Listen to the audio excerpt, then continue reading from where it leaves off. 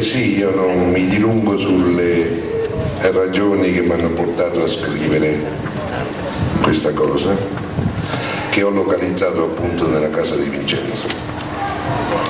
Un morso di vita a becco stretto, vola l'uccello per trovare seme, niente, ma il dolore in compenso.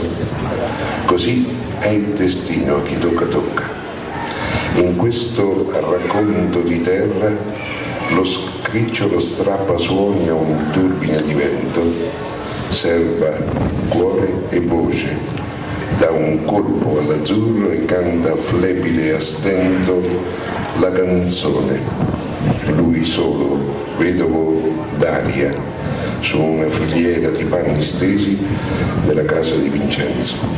E tuttavia questo canto tramortito si diffonde e ischitella, vi si addormenta in grembo.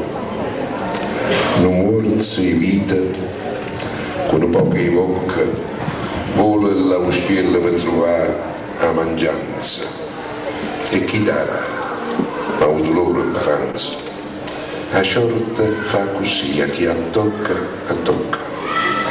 Dinta stu conte terra l'aucelluzza spataccia suona, a una cisaglia vient, sparagna core e voce, da notuzza in faccia celeste e canta miccia e astienta a canzone.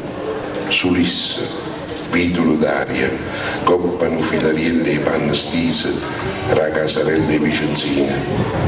E tutta volta chi stu canta accisa si sperde e ischitella ci s'addormentina.